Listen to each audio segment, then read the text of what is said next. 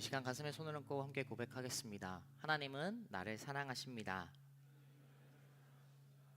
하나님의 사랑에 나는 위로를 받습니다. 나는 하나님을 절대로 포기하지 않을 것입니다.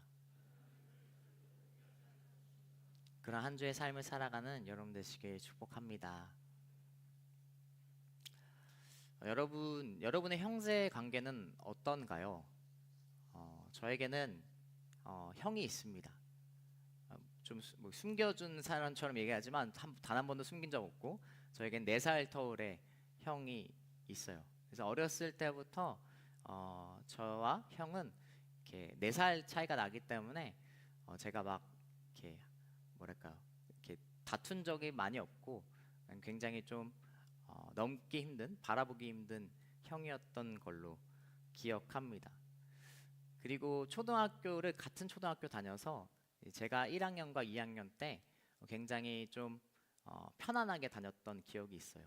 저희 형이 저와는 다르게 굉장히 또 외향적인 성격이고, 그리고 공부도 잘했고 반장도 하고 이랬기 때문에 같은 초등학교에 다닐 때는 저희 형을 아는 사람이 많았기 때문에 제가 재현이 동생이래 이렇게 얘기를 들으면서 무서운 형들과 또 그런 분들로부터 이렇게 안전하게 학교를 다녔던 기억이 있습니다.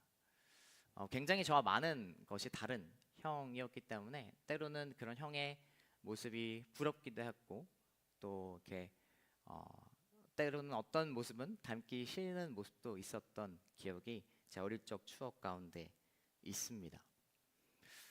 제자들 가운데 형제 관계가 많았던 것을 보게 됩니다. 저와 형처럼 굉장히 달랐던 다른 모습을 가진 그런 형제가 우리가 지난주까지 보았던 베드로와 안드레였죠. 베드로는 무언가에 대해서 굉장히 앞장섰던 사람이었다면, 안드레는 보이지 않은 그 모습 속에 묵묵히 하나님의 제자로 섬겼던 사람이었던 것을 우리는 함께 보았습니다. 베드로와 안드레, 이렇게 다른 형제, 서로 다른 형제가 있었던 것처럼 또 다른 형제가 바로 있었습니다. 우리가 오늘 보게 되는 야고보와 바로 요한이었어요. 이 둘은 베드로와 안드레가 서로 달랐던 것과 다르게 굉장히 비슷한 면을 가진 그런 형제였습니다. 먼저 우리는 오늘 야고보를 통해 어떠한 사람이었고 어떠한 제자였는지 보게 되는데, 예수님의 제자인 야고보는 어떠한 사람이었는지 우리 말씀을 통해, 그리고 어떠한 형제였는지 함께 보도록 하겠습니다. 먼저 52절 53절 말씀 함께 읽도록 하겠습니다. 같이 읽겠습니다. 그리고 예수께서는 사람들을 미리 앞서 보내셨습니다. 그들은 가서 예수를 모실 준비를 하려고 사마리아의 한 마을에 들어갔습니다. 그러나 그곳 사람들은 예수를 반기지 않았습니다. 예수께서 예루살렘으로 가시는 길이었기 때문입니다. 아멘. 자, 말씀을 보게 되면 예수님과 제자들은 오늘 예루살렘으로 가는 길에 한 마을에 들리게 됩니다. 바로 사마리아의 한 마을을 방문하게 되죠. 그런데 말씀을 보면 어떤 일이 일어나나요? 그 사마리아의 마을 사람들이 예수님과 제자들을 반기지 않았습니다. 왜냐하면 유대 사람들과 사마리아 지역의 사람들은 서로 좋지 않은 감정, 관계였기 때문에 그래요. 몇 번 얘기한 적이 있지만 이 사마리아 지역은 예전에 북이스라엘의 대표적인 지역이었습니다.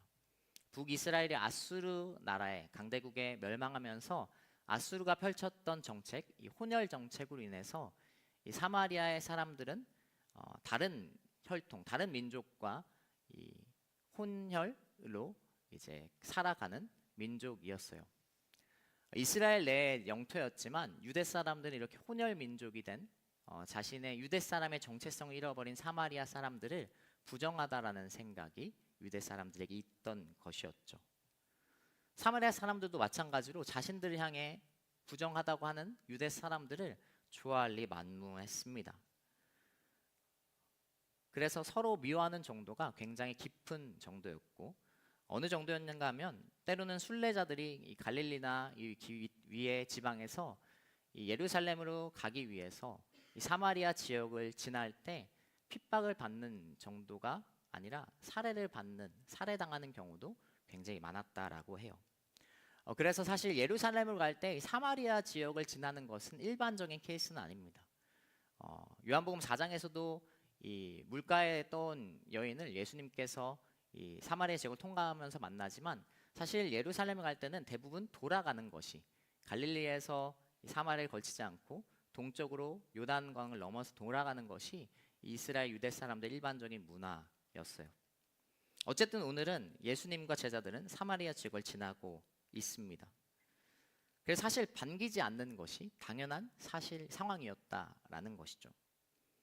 근데 이런 상황에서 야고보 요한은 이 무엇이라고 어떻게 반응합니까? 54절을 개역개정 말씀으로 좀 더 적나라하게 보도록 하겠습니다. 같이 읽겠습니다. 제자인 야고보와 요한이 이것을 보고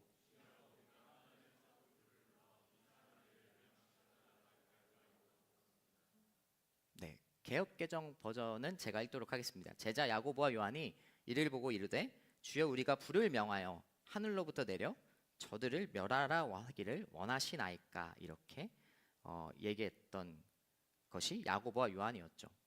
그러니까 한마디로 이런 반응이에요. 이 야고보 요한이 어떻게 이 사람들이 이 자식들이 예수님을 무시해? 라고 하면서 급발진하고 있는 것이죠. 예수님 말씀만 하십시오. 저희가 이 녀석들을 다 죽여버리겠습니다 라고 반응하는 것이 오늘 야고보와 요한이었어요. 예수님께서 원하신다고 하면 하늘에서 우리가 불을 내려서 이 사람들을 죽여버리겠습니다 라고 지금 이야기하고 있다라는 것이죠. 무언가 우리가 흔히 조폭 영화에서 보는 그런 장면이 펼쳐지고 있습니다. 마치 예수님을 이렇게 두목으로 생각하면서 말씀만 하시면 우리가 처리하겠습니다라고 하는 것이 야고보와 요한이었던 것이죠. 먼저 이 형제들은 자신감이 넘쳤던 것 같습니다. 이 자신들이 불을 내릴 수 있다라고 생각했던 것을 지금 나타내고 있어요. 그도 그럴 것이 누가복음 9장을 보게 되면 굉장히 많은 사건들이 나옵니다. 앞서 오병이어 사건도 나오고 예수님의 변화사 사건, 모세와 엘리야가 등장하는 그런 기적이 나오기도 하고, 그리고 처음에 어떤 사건이 기록되어 있냐면 예수님께서 12제자를 파송하는 사건이 나오는데, 예수님께서 12제자를 파송할 때 이 능력과 권세를 12제자에게 내가 너에게 준다라고 말씀을 선포하십니다. 실제로 12제자는 이 9장 1절을 보게 되면 이 모든 귀신을 쫓고 병을 고치는 능력과 권세를 받고 그것을 행하고 돌아온 시점이었다라는 것이죠. 사실 야고보 요한은 이것을 그냥 자신감 있게 그냥 뭐 겁을 주려고 하는 것이 아니라 정말로 자기들이 지금 능력과 권세 속에 이것을 행하려는 마음을 가지고 이것을 이야기했다라는 거예요. 그냥 하는 것이 아니라 진심을 담아서 얘기했다라는 것이죠. 정말 이 사람들을 죽여버리겠다라고 오늘 이야기하는 것입니다. 이 복음서에서 제자들이 이렇게 폭력적인 장면으로 나오는 장면은 이 장면이 유일합니다. 물론 예수님이 잡히실 때 베드로가 칼을 휘두르는 장면이 있지만 그것은 공격당하는 장면 속에, 그 상황 속에 불가피하게 수비하는 그런 베드로의 행동이었던 반면에 오늘 이 두 사람은 굉장히 공격적인 모습을 보여주고 있다라는 것이죠. 자존심에 대한, 어떻게 너희가 나를 무시해 라는 것에 대한 분노의 장면이었다라는 것이죠. 이 장면을 통해 우리는 야고보가 어떤 사람인지 알게 됩니다. 첫 번째로 야고보는 분노와 다혈질의 사람이었다라는 거예요. 마가복음 3장 17절에는 야고보에 대해 이 분노와 다혈질에 대한 단서를 하나 제공합니다. 우리 마가복음 3장 17절 같이 읽겠습니다. 우레의 아들들이라는 뜻으로 보아너게란 이름을 지어준 세베대의 아들 야고보와 그 동생 요한. 말씀은 이 두 사람에 대해, 야고보와 요한에 대해 우레의 아들들이라는 별명이 있었다라고 기록하고 있어요. 즉 천둥의 아들들이었다라는 것이죠. 누군가에게 천둥의 아들이구나라는 것은 어떠한 뉘앙스를 가집니까? 무언가 조용하고 잠잠한 캐릭터에게 이런 얘기를 하진 않을 거예요. 이 천둥의 아들들이라는 이들이 이 별명처럼 이들은 굉장히 욱하고 분노하는 캐릭터였다라는 것을 우리는 알게 된다라는 것이죠. 이러한 분노 그리고 욱하는 것에 대해서 오늘 예수님께서는 무엇이라고 합니까? 55절 말씀을 통해서 예수님은 그들을 꾸짖으십니다. 여러분, 하나님 안에서 우리는 그리스도 안에서 신앙생활을 이어갑니다. 그리고 때로는 어떠한 상황과 환경 속에 우리의 분노가 또 우리가 욱하는 것이 합리적이고 또 그것이 이해가 되는 경우들이 분명 있어요. 하나님 안에서의 거룩한 분노도 있는 경우를 보게 되죠.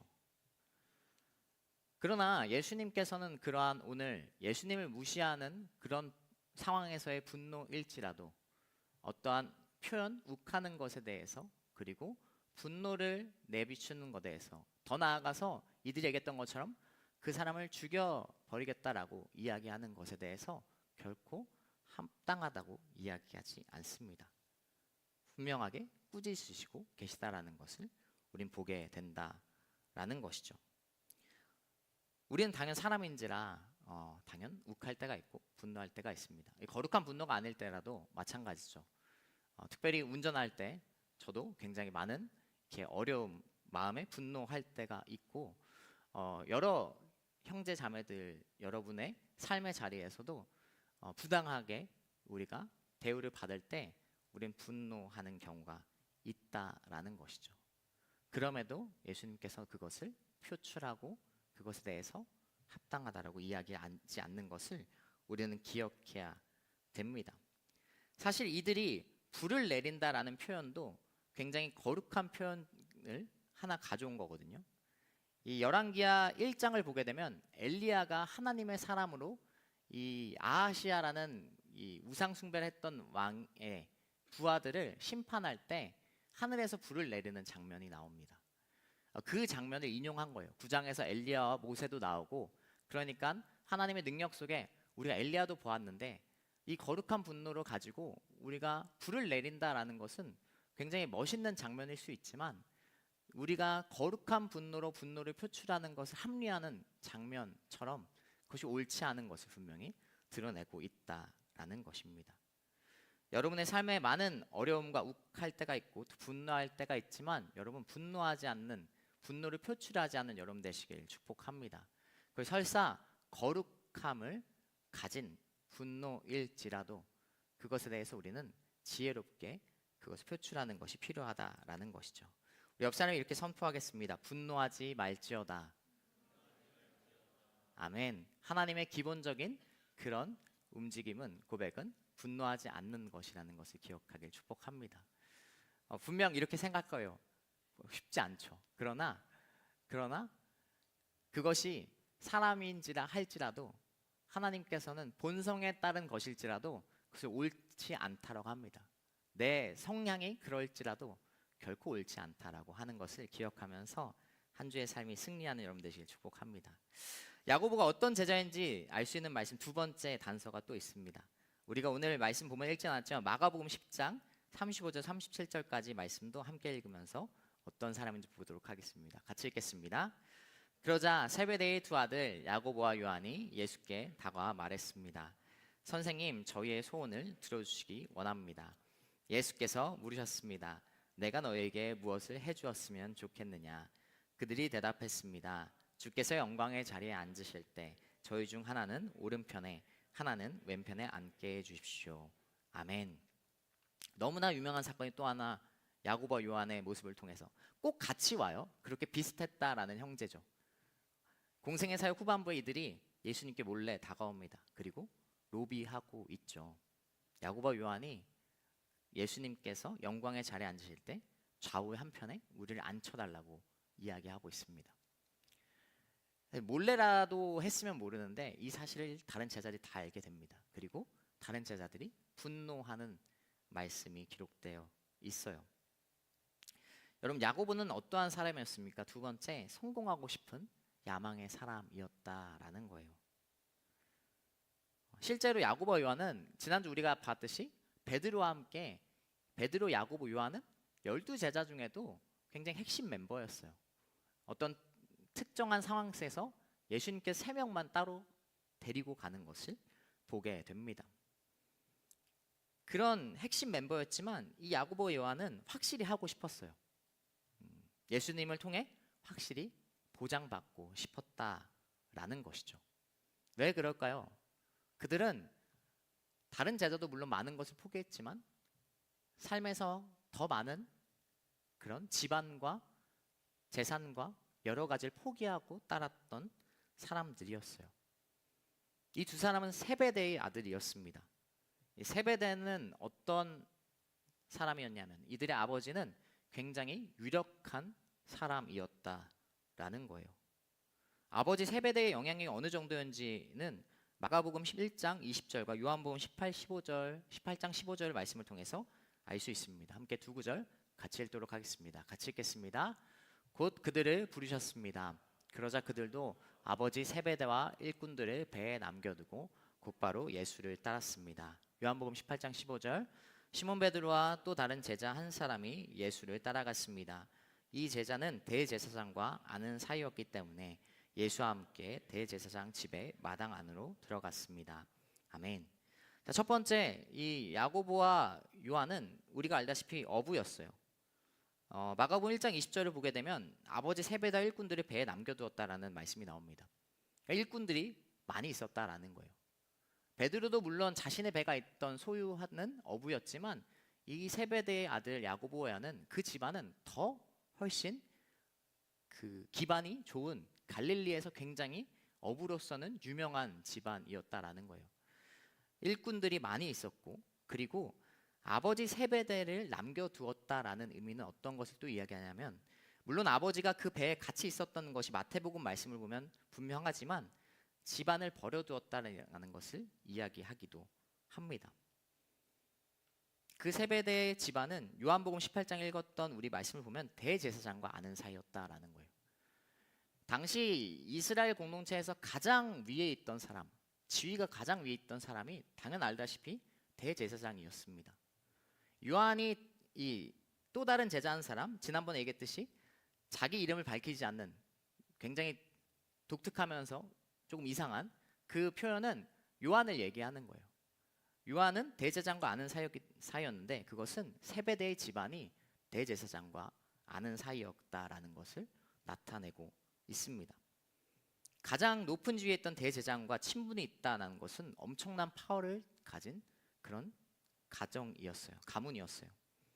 오늘날로 따지면 대제사장 전화 한 통이면 사실 아무거나 아무 일이나 행할 수 있던 것이 유대 이스라엘 공동체였습니다. 그런 세베대 아들 야고보가 예수를 따른 거예요. 아버지를 두고 그리고 그것을 내려놓고 예수님을 따랐다라는 거예요. 아버지의 영향력, 자신의 가족, 배경, 지위를 다 포기한다는 의미를 지닌 것이죠. 그런데 오늘 이야기했듯이 그는 성공을 향한 야망을 숨기지 못했어요. 그렇게 많은 것을 포기했기 때문에 그에겐 어떤 마음이 있었냐면 더 많은 보상 심리가 있었다라는 것이죠. 분명 큰 믿음의 결단이지만 우리가 생각해야 하는 것은 제자들은 공생의 기간 동안 예수님을 메시아로 여겼는데 어떤 메시아였어요? 정치적인 메시아, 정치적인 그리스도로 여겼다라는 거예요. 그러니까 대제사장 아는 가문으로서는 이스라엘 공동체, 로마 안에 있는 그런 상황 속에서 나름 높은 지위로 올라갈 수 있지만 이들이 바랬던 것은 뭐예요?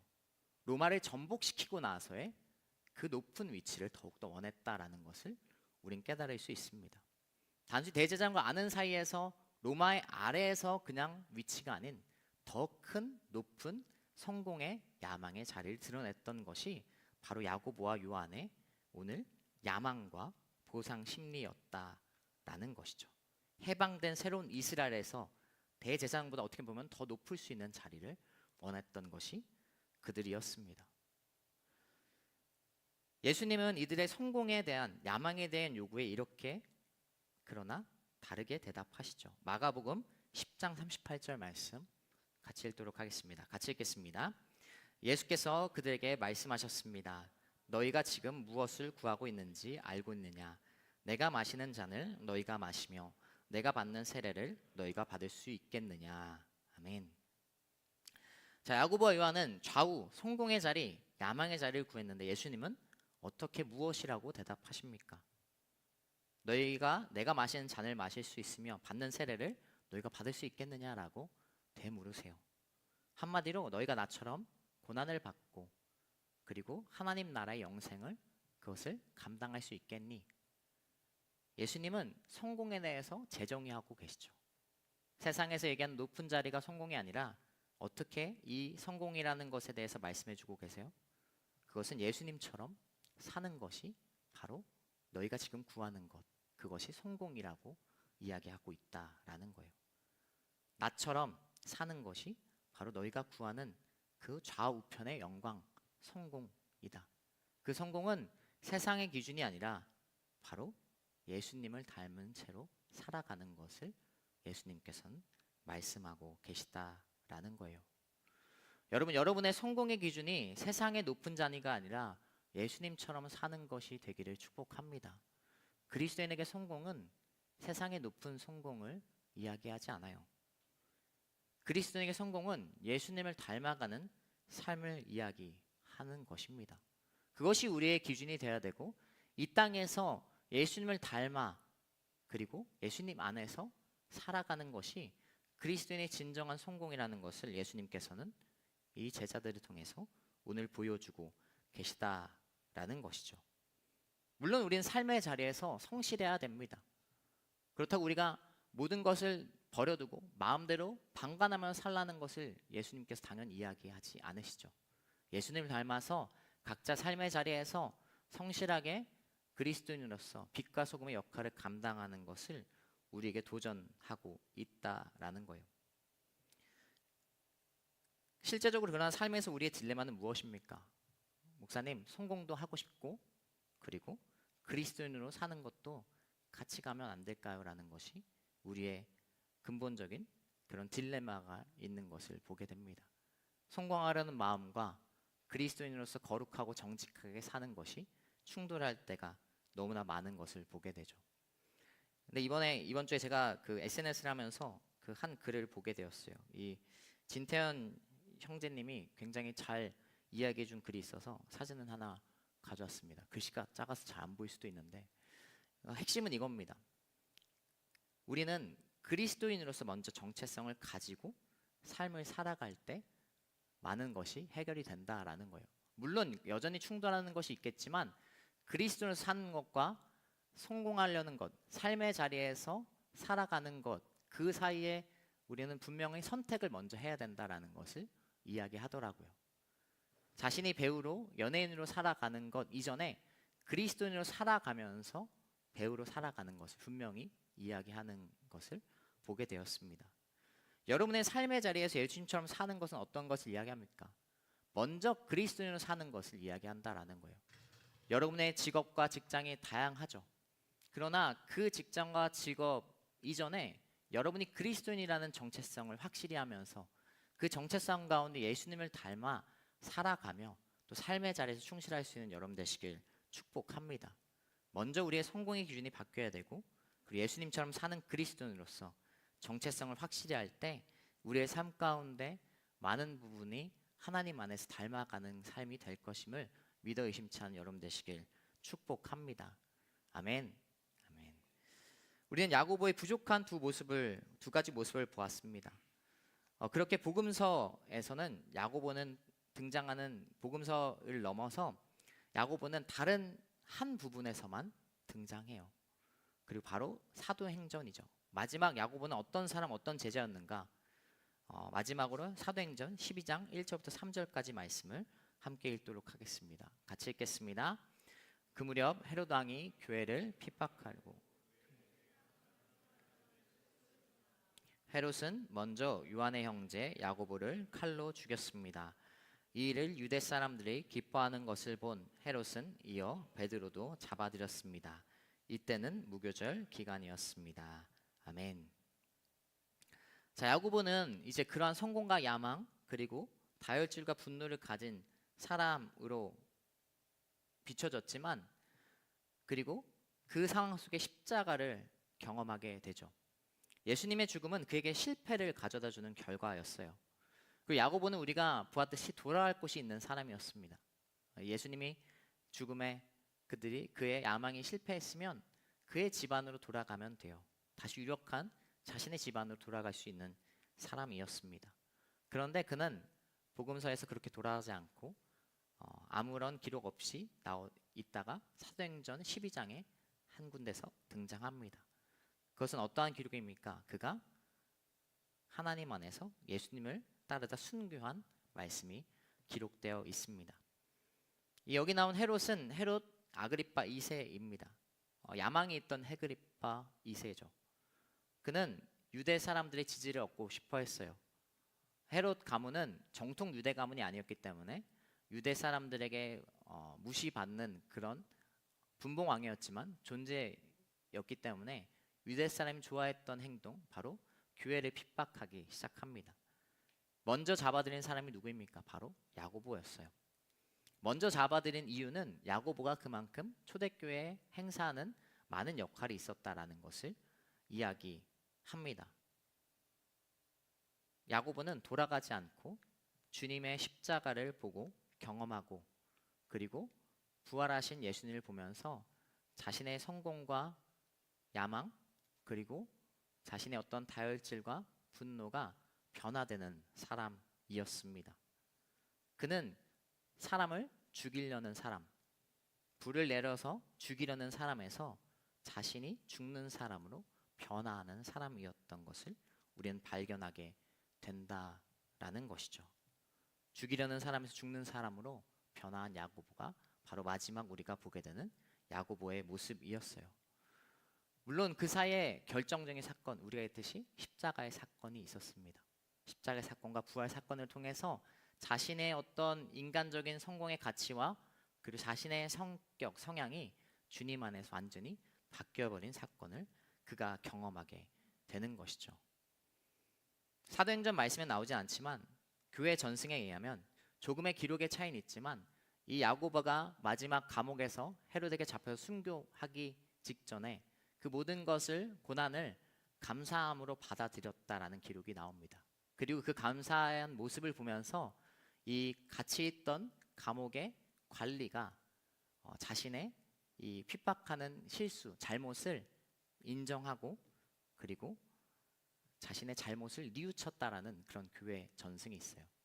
같이 있던 그 감옥의 관리가 자신이 핍박한 것에 대해서 뉘우침이 있었다라는 그런 기록이 있죠. 그리고 야고보 사도가 그 감옥의 관리에게 이렇게 이야기했다라고 합니다. 형제여, 나의 사랑은 형제여, 주님이 그대에게 이 평화를 주시기를 라고 고백하면서 순교장으로 나아갔다라고 합니다. 분노했던 사람 그리고 다른 사람을 죽이려고 했던 사람이 하나님 안에서 완전히 바뀌어되는 그런 제자였다라는 것이죠. 그의 분노가 주님 안에서 복음의 열정으로, 그의 야망이 주님의 안에서 비전으로, 그리고 그의 죽음이 생명으로 되는 것을 그는 깨달았던 사람이었습니다. 야고보 사도의 모습을 통해서 우리의 성격, 성향이 주님 안에서 변화되고 그리고 우리의 야망, 성공을 향한 우리의 갈망이 하나님 안에서 비전으로, 그리고 세상에서의 나의 내려놓음과 죽음이 그리스도의 생명의 길인 것을 고백하며 살아가는 여러분 되시길 축복합니다. 보네포 목사님은 제자를 부르시는, 예수님께서 우리를 부르시는 제자의 부르심에 대해 이렇게 정의했어요. 그리스도께서 누군가를 부르실 때 그 부르심은 와서 죽으라는 명령이다 라고 보네포 목사님은 우리에게 깨달음을 주었습니다. 야고보는 세상에서는 제자 중에는 가장 단명한 사람이지만 하나님 나라에 가장 먼저 들어간 사람이며 제자 중 예수님의 삶을 가장 먼저 닮은 성공한 사람이며 제자 중 하나님 나라에서 가장 많은 생명의 시간을 누린 사람인 것을 기억하면서 세상의 어떤 것을 쫓는 것이 아니라 하나님 나라의 그 예수님을 닮아 살아가는 오늘 하루를 살아갈 축복합니다. 우리 말씀을 정리하고 함께 찬양하고 기도하도록 하겠습니다. 이 시간 찬양할 때 자리 일어나서 함께 찬양하면서 나아가도록 하겠습니다.